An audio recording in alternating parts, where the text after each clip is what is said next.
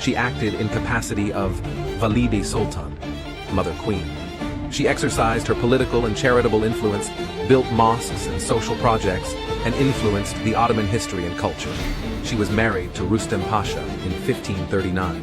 Rustem Pasha was the Grand Vizier of the Ottoman Empire. Historian Mustafa Selaniki described her as the greatest and most respected princess and a prominent figure in the so-called Sultanate of Women. She was the most powerful imperial princess in Ottoman history. The weirdest pregnancy test in history. You see, in ancient Egypt, women had to urinate in two different bags, one filled with barley and the other with wheat.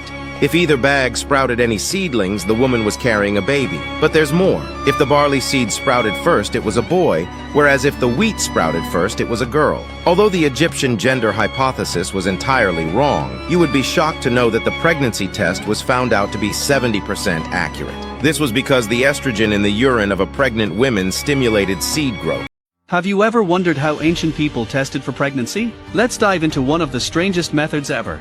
In ancient Egypt, they had a wild way to test for pregnancy. Women would pee into two bags, one with barley and one with wheat. If either bag sprouted, it meant she was pregnant. But here's the kicker. If the barley sprouted first, it was a boy. If the wheat sprouted first, it was a girl. Now, their gender guessing was totally off. But guess what? The pregnancy test was about 70% accurate. Turns out, the estrogen in a pregnant woman's pee helps seeds grow. Weird but true. Isn't history fascinating? Hit that like and subscribe button if you enjoyed this bizarre fact.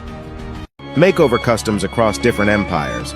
In ancient Egypt, eye makeup was the sexy as both men and women applied kohl around their eyes. A dark line would be extended from the corner of the eyes to the side of the face.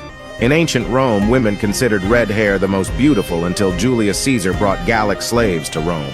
Roman women became jealous of their blonde hairs, after which they started wearing wigs made with hairs of Gallic girls. The Persian women were obsessed with henna.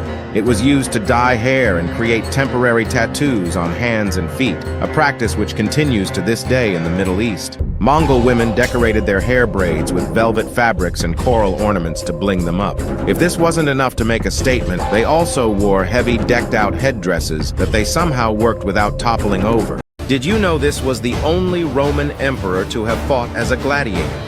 Commodus, son of the great Marcus Aurelius, was the only male heir born to a sitting Roman emperor in over 100 years. He was raised as the golden child of Rome.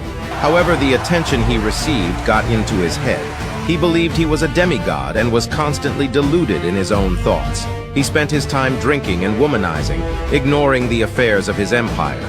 Spoiled and good for nothing, he needed something to satiate his ego and prove his imaginary godly strengths. That something was the gladiator arena. He participated in the games fighting as a gladiator, but he made sure his opponents were either cripples or dwarves. Moreover, he used to charge his own treasury 25,000 coins for participating in the games. His madness bankrupted the empire and led Rome to a civil war.